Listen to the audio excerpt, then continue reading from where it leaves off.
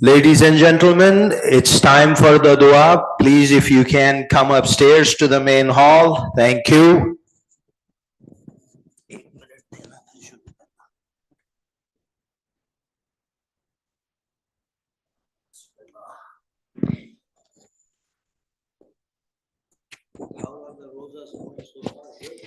No, yeah.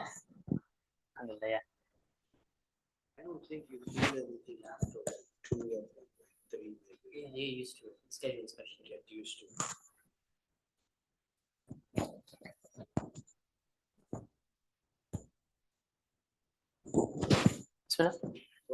Bismillah.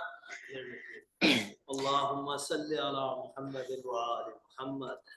بسم الله الرحمن الرحيم اللهم صل على محمد وآل محمد يا علي يا عظيم يا غفور يا رحيم أنت رب العظيم الذي ليس كمثله شيء وهو السميع البصير وهذا الشهر أذمته وكرمته وشرفته وفضلته على الشهور وهو الشهر الذي فرضت صيامه عليه وهو الشهر رمضان الذي أنزلت فيه القرآن هدى للناس وبينات من الهدى والفرقان وجعلتها فيه ليلة القدر وجعلتها خيرا من 1000 شهر فيا ذا المن ولا يمن عليك من علي بفكاك رقبتي من النار في من تمن عليه وادخل الجنة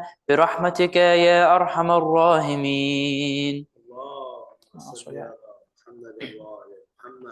بسم الله الرحمن الرحيم اللهم صل على محمد وآل محمد اللهم رب شهر رمضان الذي أنزلت فيه القرآن وافترضت على عبادك فيه الصيام صل على محمد وآل محمد وارزقني حج بيتك الحرام في عام هذا وفي كل عام واغفر لي تلك الذنوب العظام فإنه لا يغفرها غيرك يا رحمن يا علام.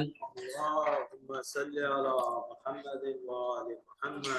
بسم الله الرحمن الرحيم اللهم صل على محمد وآل محمد اللهم إني أفتتئ الثناء بحمدك وأنت مسدد للثواب بمنك وأيقنت أنك أنت أرحم الراحمين في موضع العفو والرحمة وأشد المعاقبين في موضع النكال والناقمة وعظم المتجبرين في موضع الكبرياء والعظمة اللهم أذنت لي في دعائك ومسألتك فاسمع يا سميع مدحتي وعجب يا رحيم دعوتي وعقل يا غفور عثرتي فكم يا إلهي من قربة قد فرجتها وهموم قد كشفتها وعثرة قد أقلتها ورحمة قد نشرتها وحلقة بلاء قد فككتها الحمد لله الذي لم يتخذ صاحبة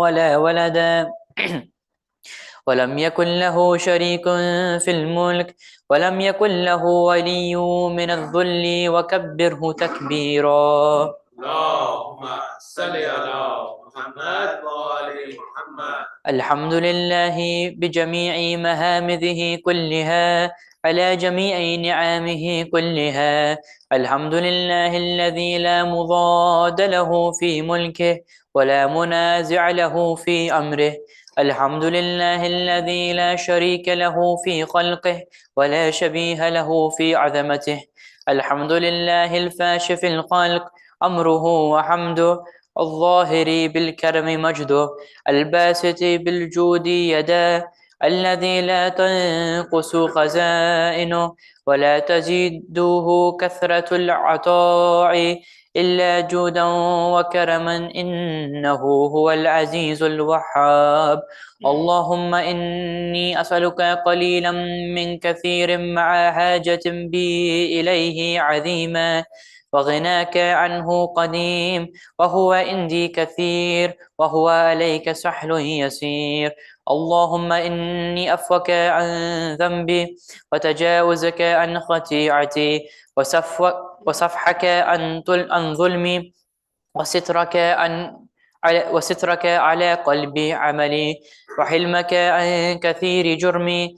عندك ما كان من خطاعي وعمدي، أطمعني في أن أسألك ما لا أستوجبه منك، الذي رزقتني من رحمتك، وعريتني من قدرتك، وعرفتني من عجابتك، فصرت أدعوك آمنا، وأسألك مستانسا، لا خائفا ولا وجلا، مدلا عليك فيما قصدت فيه إليك. فإن أبط عني عتبت بجحلي عليك، ولعل الذي أبط عني هو خير لي لعلمك بعاقبة الأمور. فلم أر مولا كريما أصبر على عبد لعيم منك علي يا رب. إنك تدعوني فأولي عنك، وتتحبب إلي فأتبغض إليك، وتتودد إلي فلا أقبل منك، كأن لي تتولى عليك. فلم يمنعك ذلك من الرحمة لي والإحسان إلي، والتفضل علي بجودك وكرمك. فارحم عبدك الجاهل، وجد عليه بفضل إحسانك، إنك جواد كريم. الحمد لله مالك الملك، مجري الفلك، مسخر الرياح، فالق الأسباب، ديان الدين رب العالمين. الحمد لله على حلمه بعد علمه، والحمد لله على عفوه بعد قدرته، والحمد لله على طول عناته في غضبه، وهو قادر على ما يريد. الحمد لله خالق الخلق، باسط الرزق، فالق العصبة، ذي الجلال والإكرام والفضل والعنآم، الذي بعد فلا يرى، وقرب فشهد النجوى تبارك وتعالى. الحمد لله الذي ليس له منازع يعادله، ولا شبيه يشاكله، ولا ظهير يعاذده. قهر بعزة العائزاء، وتواضع لعظمته العظماء، فبلغ بقدرته ما يشاء. الحمد لله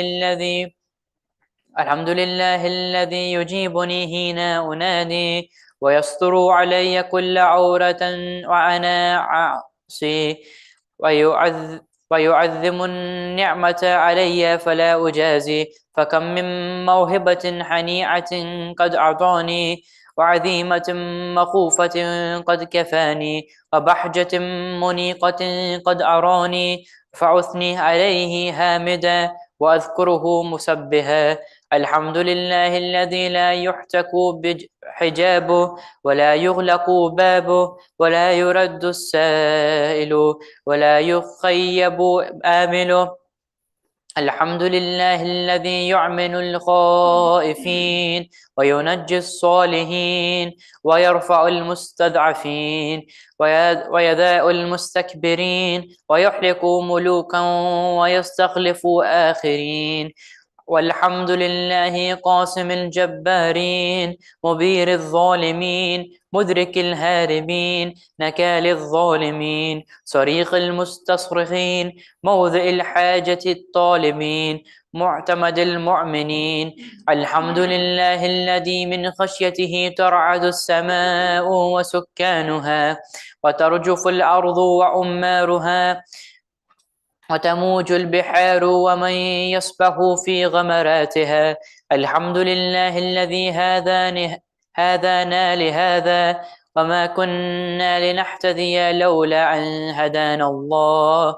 الحمد لله الذي يخلق ولم يخلق، ويرزق ولا يرزق، ويطعم ولا يطعم، ويميت الأحياء ويحيي الموتى، وهو حي لا يموت، بيده الخير، وهو على كل شيء قدير. اللهم صل على محمد عبدك ورسولك وعمينك وصفيك وحبيبك وخيارتك من خلقك وحف- وحافظ سرك ومبلغ رسالتك، أفضل وأحسن وأجمل وأكمل وأزكى وأنمى وأطيب وأطهر وأسنى وأكثر ما صليت وبركت وترحمت وتهننت وسلمت على أحد من عبادك وأنبيائك ورسلك وصفوتك وأهل الكرامة عليك من خلقك. اللهم وصل على علي أمير المؤمنين ووصي رسول رب العالمين، عبدك ووليك وأخي رسولك وحجتك على خلقك وآية الكبرى والنبأ العظيم. وصل على صديقة الطاهرة فاطمة الزهراء سيدة النساء العالمين. وصل على سبتي الرحمة وإمامي الهدى الحسن والحسين سيدي شباب أهل الجنة. وصل على أئمة المسلمين علي بن الحسين ومحمد بن علي وجعفر بن محمد وموسى بن جعفر وعلي بن موسى ومحمد بن علي وعلي بن محمد والحسن بن علي والخلف الهادي المهدي، حججك على عبادك وأمنائك في بلادك، صلاة كثيرة دائمة. اللهم وصل على ولي أمرك القائم المؤمل والعدل المنتظر وهفه بملائكتك المكرمين وأيده بروح القدوس يا رب العالمين.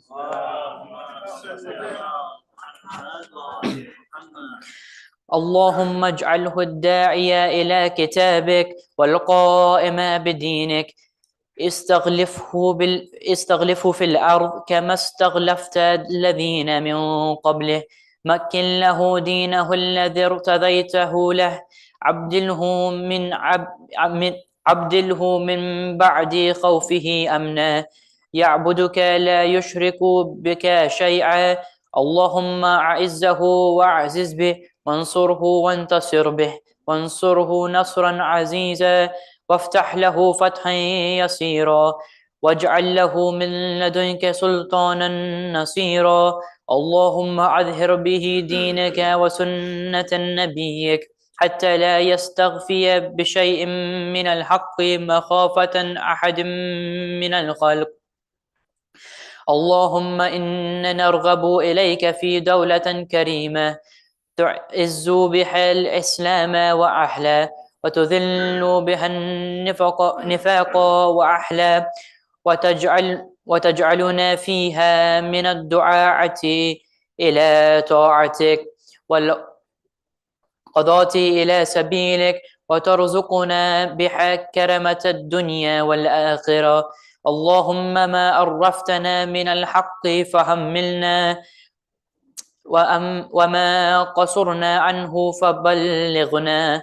اللهم المم به شعاثنا واشعب به صدعنا وارتقني به فتقنا وكثر به قلتنا واعزز به ذلتنا واغني به عائلنا واقضي به عن مغرمنا واجبر به فقرنا وسد به قلتنا ويسر به أسرنا وبيض به عجوهنا وفك به أسرنا وأنجح به طالبتنا وأنجز به مواعيدنا واستجب به دعوتنا وعاتنا به سعلنا وبلغنا به من الدنيا والآخرة آمالنا وأعتنا به فوق رغبتنا يا خير المسؤولين وأوسع المعتين. اشفي به صدورنا واذهب به غيظ قلوبنا واهدنا به لما اختلف فيه من الحق بإذنك إنك تهدي من تشاء إلى صراط مستقيم وانصرنا به على عدوك وعدونا إله الحق آمين اللهم إنا نشكو إليك فقد نبينا صلواتك عليه وآله وغيبة ولينا وكثرة عدونا وقلة أعدادنا وشدة الفتن بنا وتداحر الزمان علينا فصل على محمد وآله وأئنا على ذلك بفتح منك تعجل وبذر تكشف ونصر تعز وسلطان حق تظهر ورحمة منك تجللناها وآفية منك تلبسناها برحمتك يا أرحم الراحمين وصلى اللهم على محمد وآله الطاهرين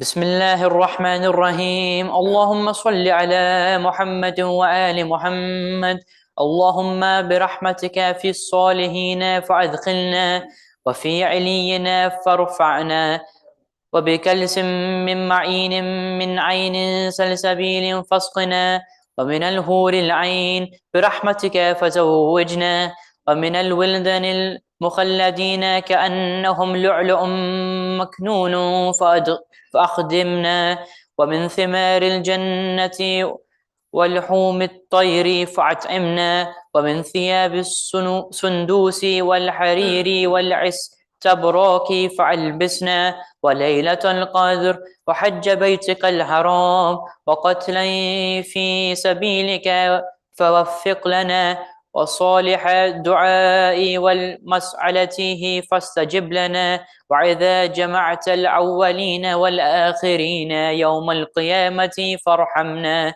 وبراءة من النار فاكتب لنا وفي جهنم فلا تغلنا وفي عذابك وحوانك فلا تبطلنا ومن الزقوم والضارع فلا تطعمنا ومع الشياطين فلا تجعلنا وفي النار على وجوهنا فلا تكببنا ومن ثياب النار وسرابيل القاتران فلا تلبسنا ومن كل سوء يا لا إله إلا أنت بحق لا إله إلا أنت فنجنا اللهم صل على محمد بسم الله الرحمن الرحيم اللهم صل على محمد وآل محمد اللهم إني أسألك أن تجعل في ما تقضي وتقدر من الأمر المحتوم في الأمر الحكيم من القضاء الذي لا يرد ولا يبدل أن تكتبني من حجج بيتك الحرام المبرور حجهم المشكور سعيهم المغفور ذنوبهم المكفر عنهم سيئاتهم وأن تجعل فيما تقضي وتقدر أن تؤتي لا أمري في خير وآفية وتوسع في رزقي وتجعلني ممن تنتصر به لدينك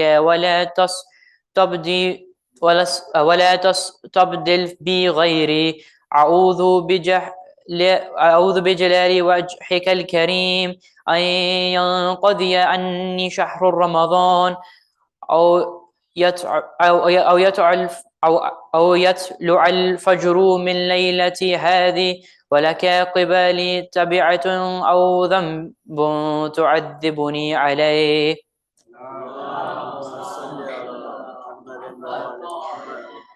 بسم الله الرحمن الرحيم اللهم صل على محمد وآل محمد يا ذا الذي كان قبل كل شيء ثم خلق كل شيء ثم يبقى ويفنى كل شيء يا ذا الذي ليس كمثله شيء يا ذا الذي ليس في السماوات العولى ولا في الأرضين السفلى ولا فوقهن ولا تحتهن ولا بينهن إله يعبد غيره لك الحمد حمدا لا يقوى على إحصائه إلا أنت فصل على محمد وآل محمد صلاة لا يقوى على إحصائها إلا أنت.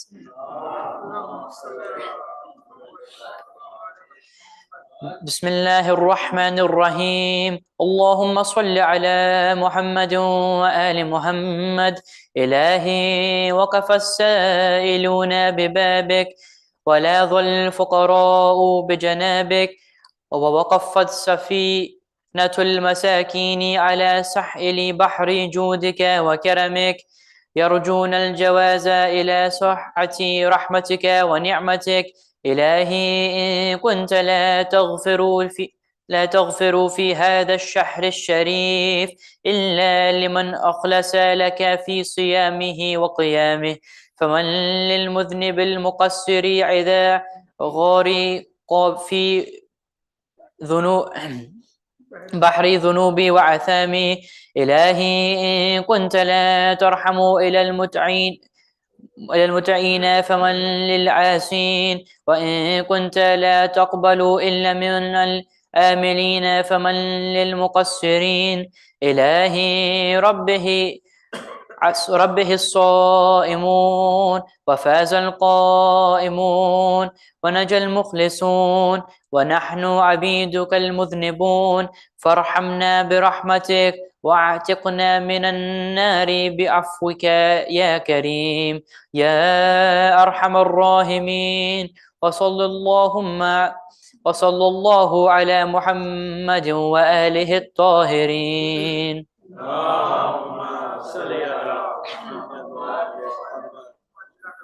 بسم الله الرحمن الرحيم اللهم صل على محمد وآل محمد اللهم أدخل على أهل القبور السرور اللهم أغن كل فقير اللهم أشف كل جائع اللهم اكس كل أريان اللهم اقض دين كل مدين اللهم فرج عن كل مكروب اللهم رد كل غريب اللهم فك كل عسير اللهم أحسن كل فاسد من الأمور المسلمين اللهم اشف كل مريض اللهم سد فقرنا بغناك اللهم غير سوء لنا بحسن هالك اللهم اقض عنا الدين واغننا من الفقر إنك على كل شيء قدير.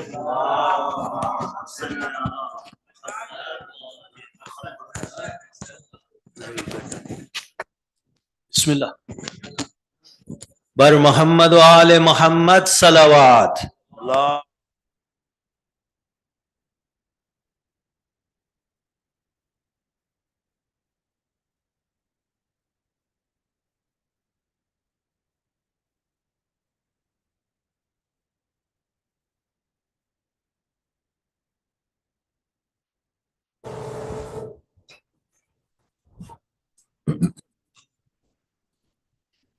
أعوذ بالله من الشيطان الرجيم بسم الله الرحمن الرحيم الحمد لله رب العالمين والصلاة والسلام على أشرف الأنبياء والمرسلين خاتم النبيين شفيع المذنبين رحمة للعالمين مولانا وسيدنا أبي القاسم محمد اللهم صل وعلى آله الطيبين الطاهرين لا سيما بقية الله في الأرض أرواحنا له الفداء وعجل الله تعالى فرجه الشريف اللهم صل على محمد وآل محمد ولعنة الله على أعدائهم أجمعين من الآن إلى قيام يوم الدين. أما بعد, respected elders, brothers and sisters, Assalamu alaikum wa rahmatullah.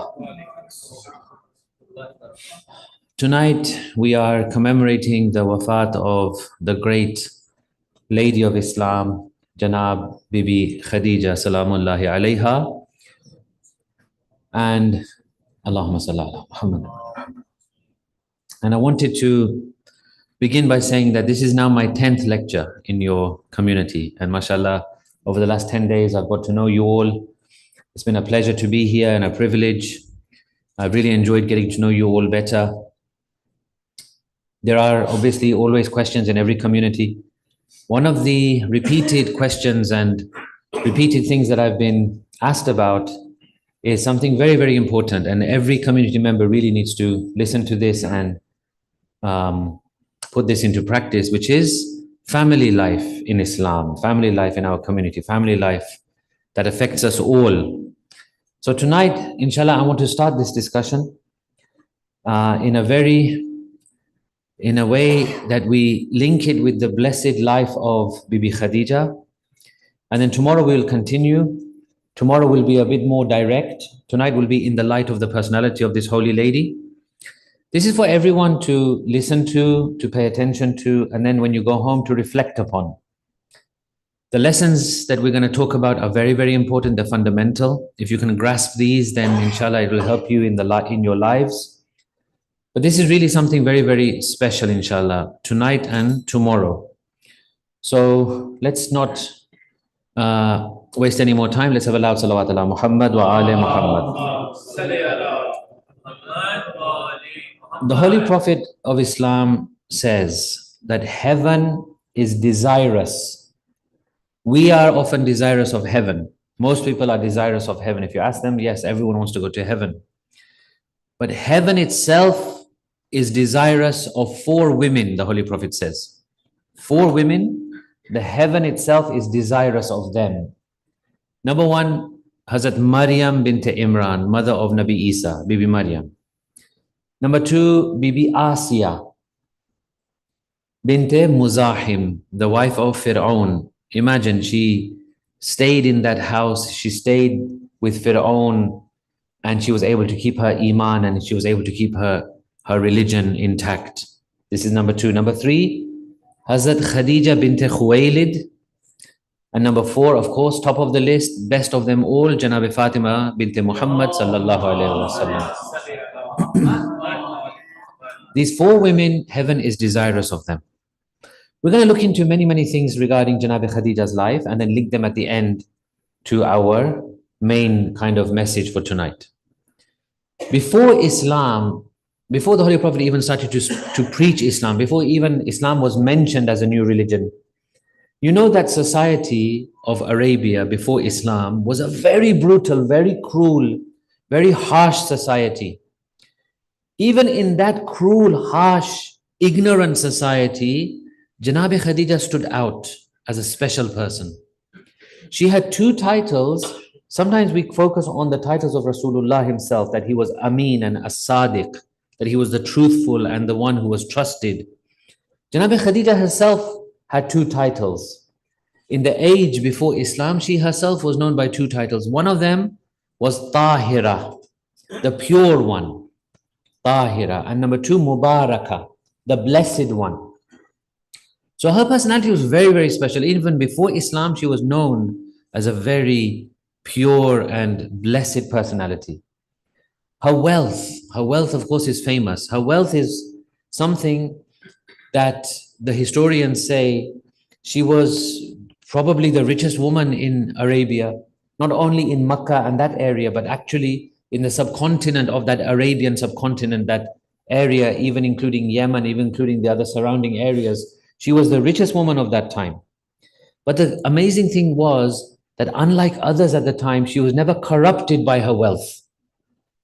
Her wealth never corrupted her. At that time, there were many practices which Islam then forbade and frowned upon. Things like charging interest, she never did.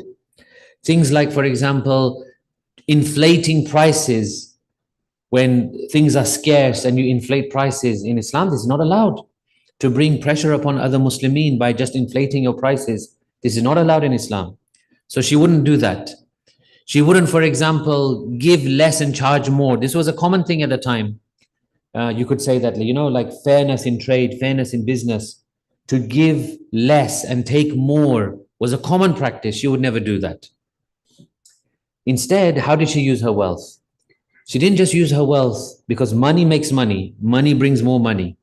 She never did. That was not her focus, to make more money with the money she had. No, she was incredibly generous. She was incredibly kind to orphans. and she did a lot of good with her money. For a time, the Holy Prophet actually worked for Janabi Khadija. He was actually responsible for some of those business trips. And seeing his personality, hearing about his personality, how truthful he was, how honest he was, all of these things impressed her so much that she actually initiated the proposal to the Holy Prophet, and she suggested to him that they should be married.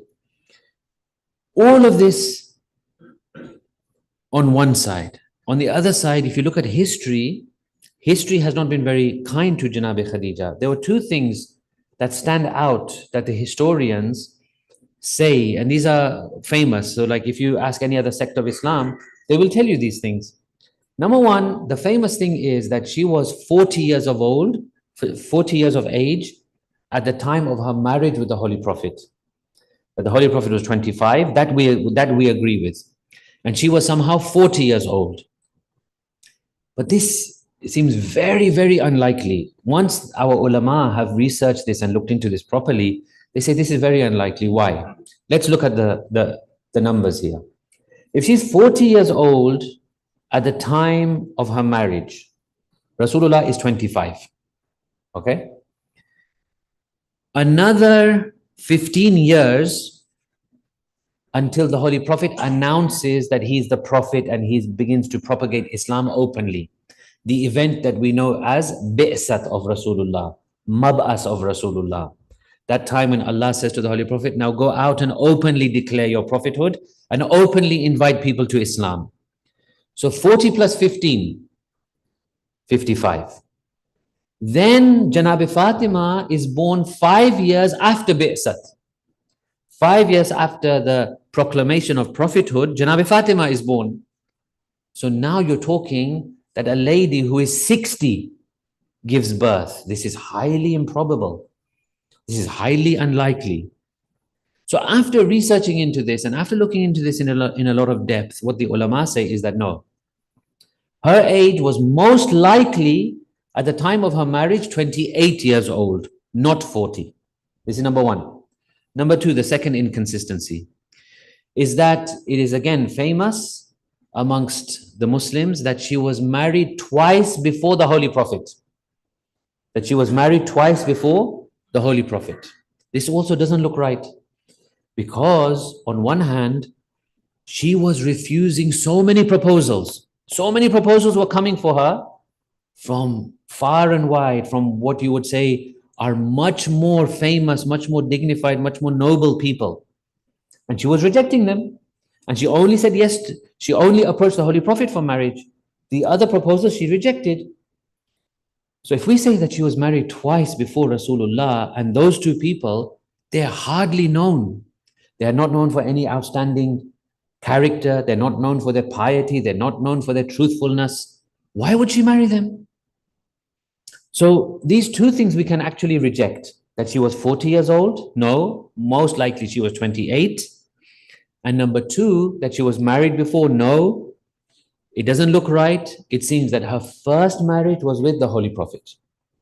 So the question arises, why are these things then spread?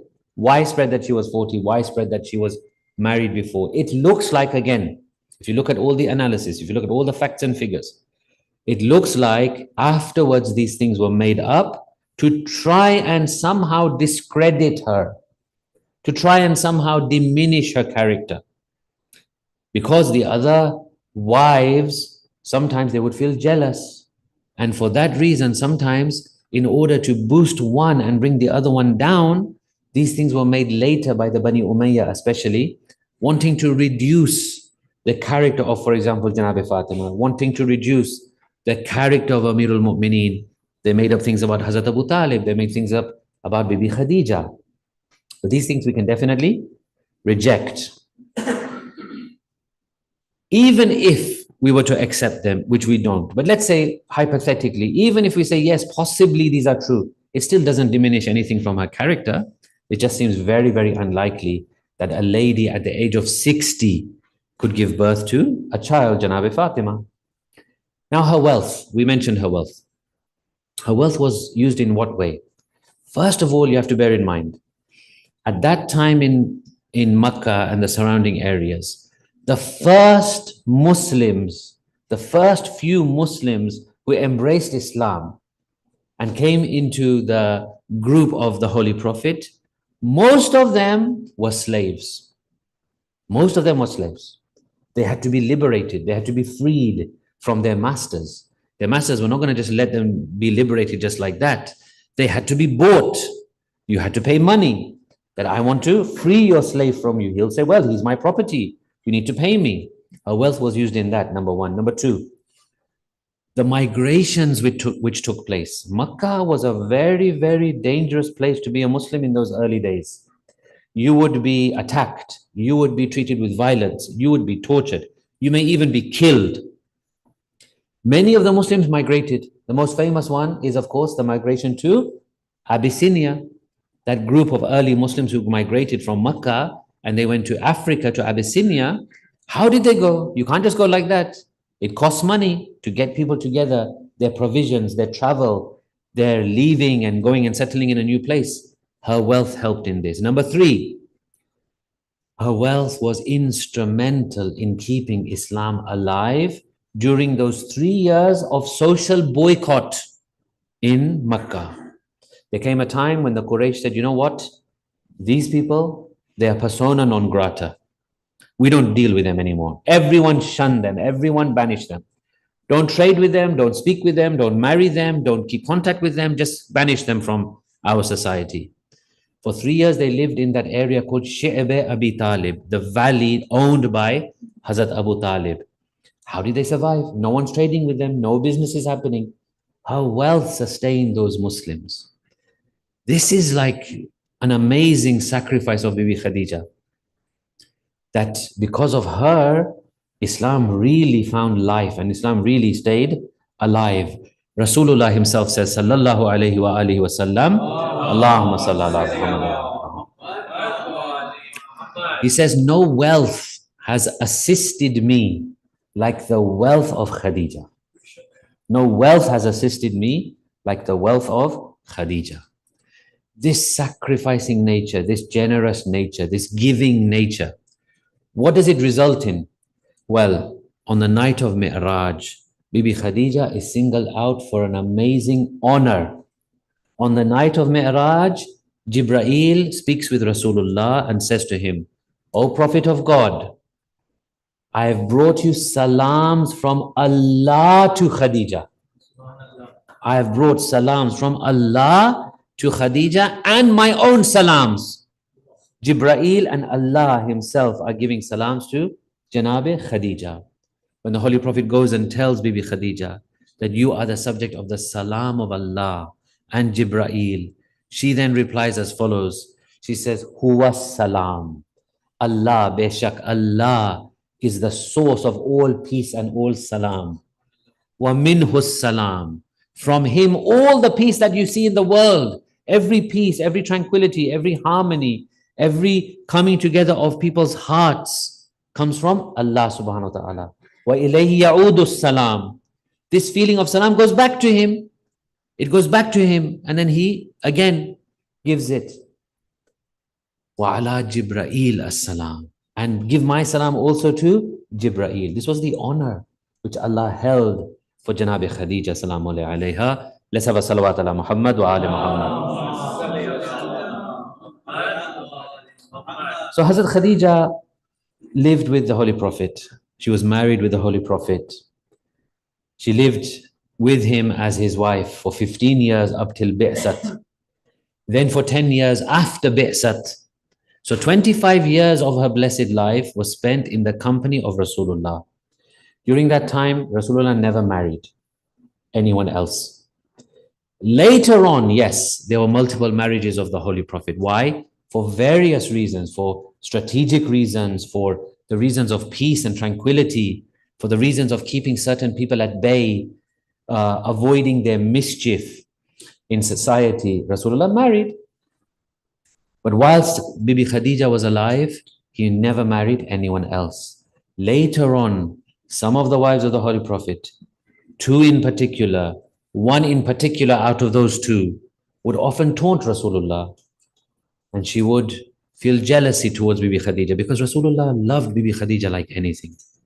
They say that when her name would be mentioned, he would have tears in his eyes. He would remember her fondly. He would remember her with good memories. Some of the wives would say, "O Prophet of God, how long will you remember her for?" And he used to reply like this, "Ma abdalani Allahu khayran minha." Allah has never replaced her with anyone better than her. She was the best and she remains the best. Saddaqatni, she believed in me. Saddaqatni, hina kadhabani an-nas. When everyone else called me a liar, she believed in my truthfulness. Wa amanat bi, she had iman on me. Hina kafara an-nas. When everyone else had rejected me and then no one else was believing in me, she was the one to believe in me. One of his most outstanding hadith regarding Janab Khadija was this. He says, "Ruziqtu hubban laha." Allah has given me rizq. My rizq is the love I have for Bibi Khadija. Allah has given me this rizq. Allah has given me this sustenance. It's as if I'm sustained with the love of Janab Khadija. Inni uhibbuha. I love her. Wa uhibbu man ahabbaha. And I love one who loves her. I love one who loves her. Azizan, Bibi Khadija was not just a wife. There are many wives. Many prophets have had wives. She was not just a wife. She was a friend. Not only a friend, she was a supporter of Rasulullah. This is very critical to understand. She was a supporter of Rasulullah. We need to ask, in our houses, in our families, in our marriages, are we supporters of one another? Do we support one another? And when we say support, what do we mean? We mean, do we support one another in our journey towards Allah subhanahu wa ta'ala? Does your wife or does your husband make you more godly as a person? Are we becoming more and more jannati, bihishti, more and more heavenly because of our marriages? Do we help each other in our marriages? Shortly after the marriage of Amirul Mu'mineen and Janab Fatima, Allahumma salli ala Muhammad wa ala Muhammad, the Holy Prophet comes to Amirul Mu'mineen and he asks a question. He says, "Ya Ali, kayfa wajadta ahlak?" Tell me, how did you find your wife? How has she been with you? Look at Amirul Mu'mineen's answer. Look at Amirul Mu'mineen's answer. He says, "Ya Rasulullah, ni'mal aun fi ta'atillah." I have found her the best help in obedience to Allah subhanahu wa ta'ala. This is how I define my marriage. Amirul Mu'mineen, this is how I define my marriage. This is how I define my wife. Ni'mal aun fi ta'atillah, the best help in worshipping and obeying Allah subhanahu wa ta'ala. We have to ask ourselves, are our marriages helping us do this? Are our marriages making us jannati? Or na'udhu billah, are they making us jahannami?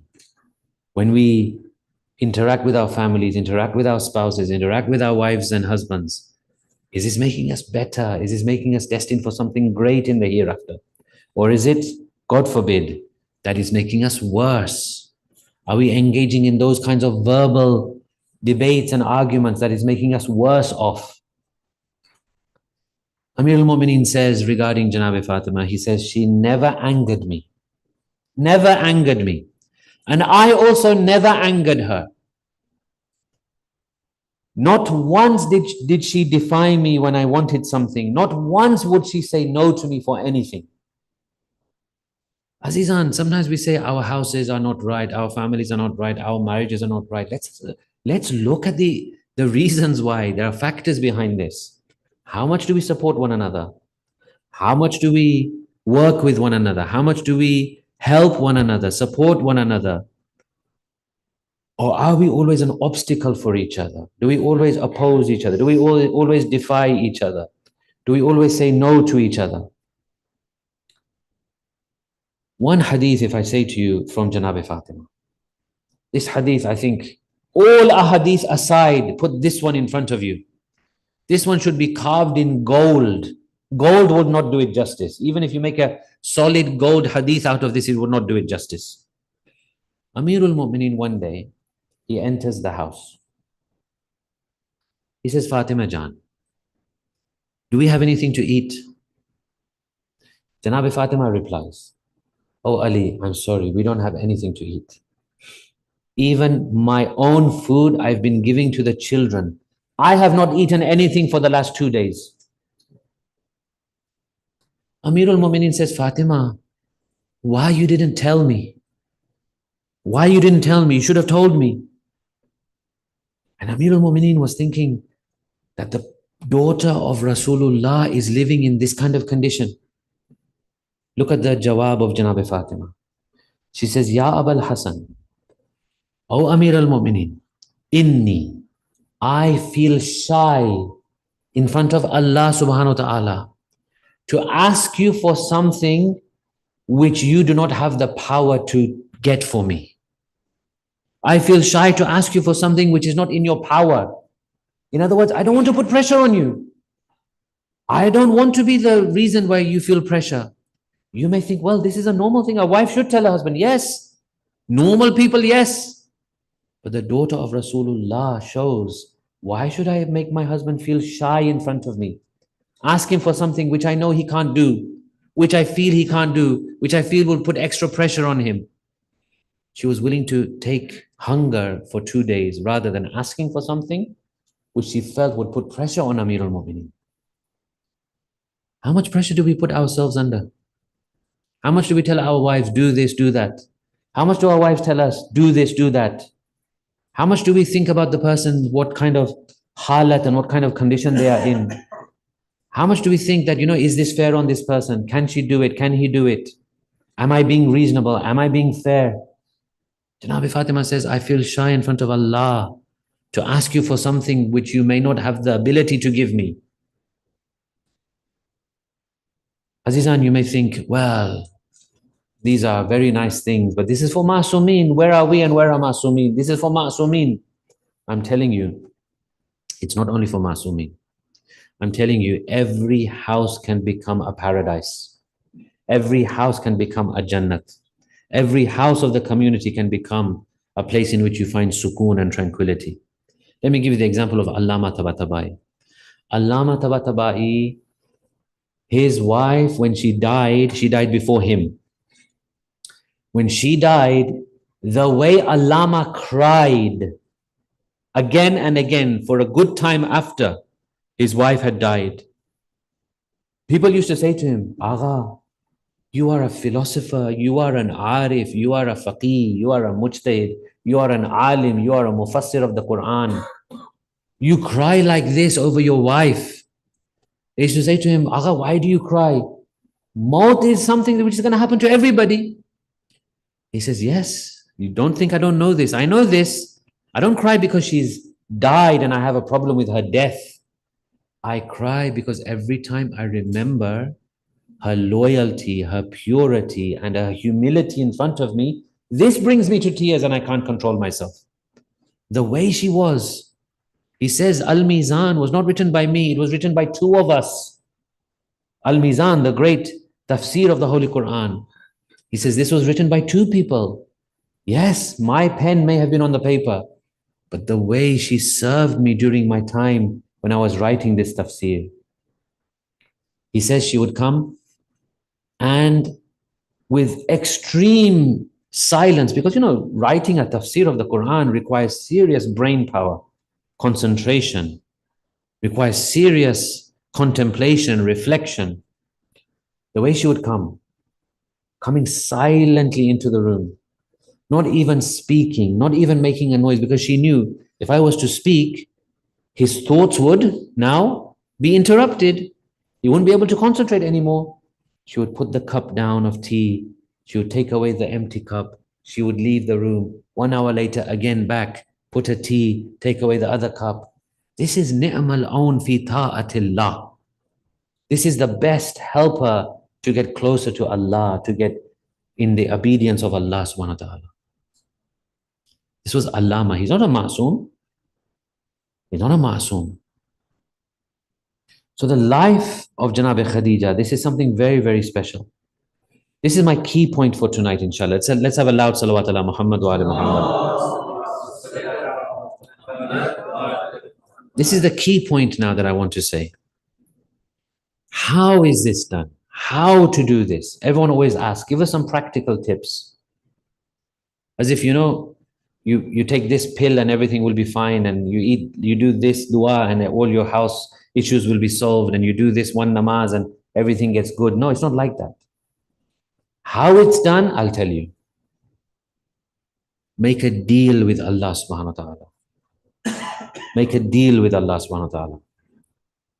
Deal with God, trade with God, interact with God, and you'll find how it has an impact.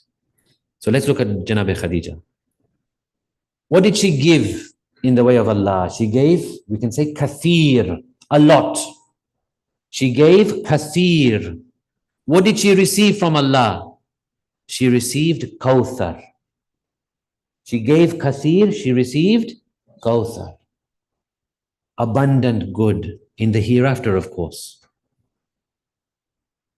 She refused other proposals. She refused other famous, rich, multi-millionaires of the time proposals.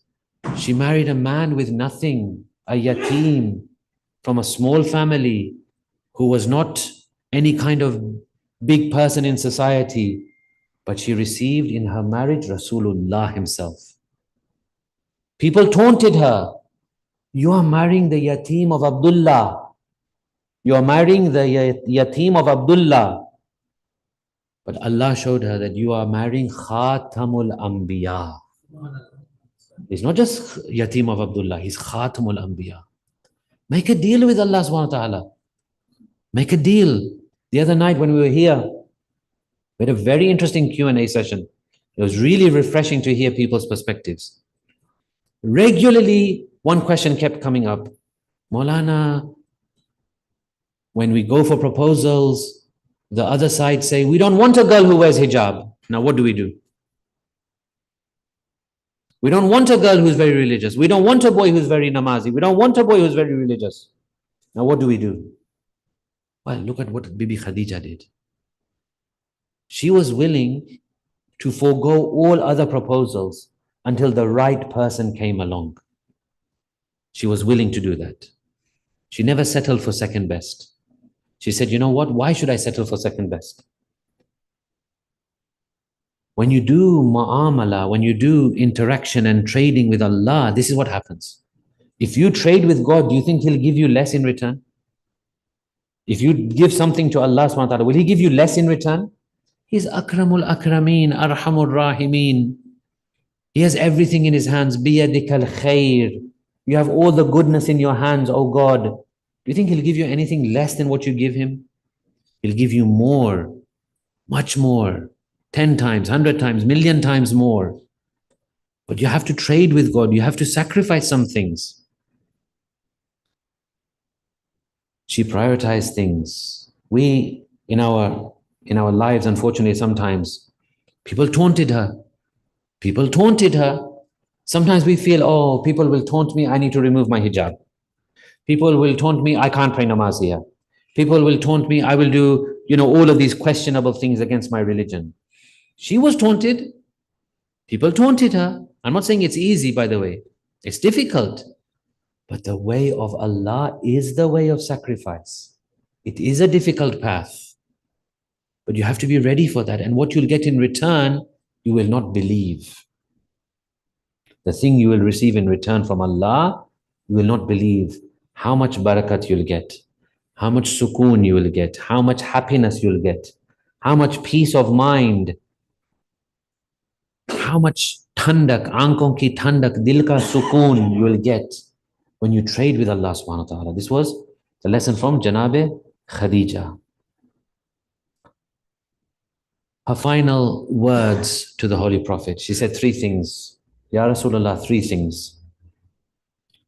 She said, number 1, look at the humility of Janabe Khadija. She said, number 1, O Prophet, forgive me if there have been any shortcomings. Forgive me if there have been any shortcomings, number one. Number two, she says, Ya Rasulullah, Zahra is still very small. I want you to give your special attention to Zahra. And number three, she says, the third thing, I cannot tell you. Zahra herself will tell you. I feel shy to tell you. Rasulullah went to his daughter and says, what does your mother want? She says, I have to ask you. Zahra says, Baba Jan, mother is saying that for her kafan, you are to give your abba, your clothing she wants as her kafan. When Rasulullah heard that, Jibreel descended and says, Ya Rasulullah, Allah sends his salams to Khadija and says, do not worry, we will provide the kafan for Khadija. Rasulullah takes Janab Fatima in these last moments of the life of Bibi Khadija. He takes Janab Fatima, he takes her out of the house, he puts her in another house with another family for a while. He didn't want her to see that trauma of losing the mother at that young age. He comes back, he spends his last moments with Bibi Khadija. Bibi Khadija leaves this world. After she has left this world, Rasulullah brings back Janab Fatima. When Janab Fatima enters the house, she says, where is my mother? Rasulullah tells her, your mother has gone. She has gone. She is with the angels now in the hereafter. Ya Rasulullah, you were so kind to your daughter, weren't you? That you shielded her from this trauma. You did not allow her to see the death of her mother. Ya Rasulullah, we ask you, if only someone would have been there for Zainab. Where was the person to guard and protect Janab Zainab? How did she have to see the head of Amir al-Mu'mineen when he comes from the Masjid of Kufa? When he comes with the wound on his head from Ibn Muljim's sword? If only someone was there to shield Zainab. But even more than this, Ya Rasulullah, we say to you, if only someone would have been there in the prison of Sham to cover the eyes and to shield Janab Sakina. How did she, in the prison of Sham, she received the head of Abu Abdullah. When she sees the head of Abu Abdullah, she says, Baba, where have you been? You have left us. She looks at the head of Imam Hussein and she says to the head of Imam Hussein, Baba, who has made your beard red with your blood, oh Baba? And then she says her final words. She says, Baba, do you remember the earrings which you had given me? Someone snatched those earrings, oh Father. أنا لعنة الله القوم الظالمين وسيعلم الذين ظلموا أي منقلب ينقلبون إنا لله وإنا إليه راجعون. Mu'mineen, I request you to recite Surah Fatiha for all the marhumin of the sponsors of tonight's program, including Marhum Muhammad Javed and all the marhumin of all the mu'minin and mu'minat, your own marhumin. Surah Al-Mubarakat Al-Fatiha. Bismillah.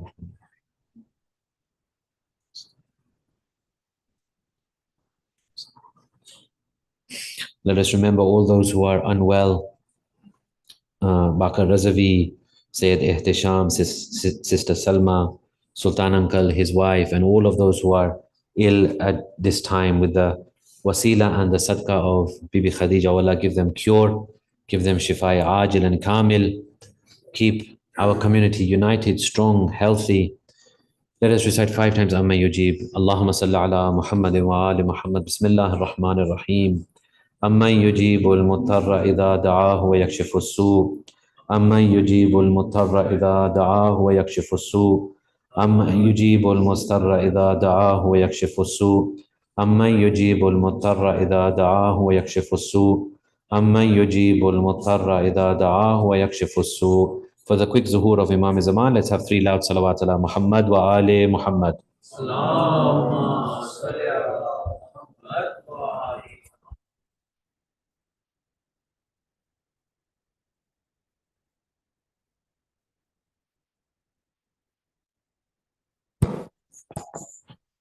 السلام عليك يا رسول الله، السلام عليك يا نبي الله، السلام عليك يا محمدا عبد الله، السلام عليك يا خاتم النبيين، السلام عليك يا أمير المؤمنين علي بن أبي طالب، السلام عليك يا فاطمة الزهراء سيدة نساء العالمين، السلام عليك يا خديجة الكبرى أم المؤمنين والمؤمنات، السلام عليك يا أبا محمد الحسن، السلام عليك يا أبا عبد الله وعلى الأرواح التي حلت بفنائك، عليكم جميعا سلام الله أبدا ما بقيت وبقي الليل والنهار، ولا جعل الله آخر العهد مني لزيارتكم. All together.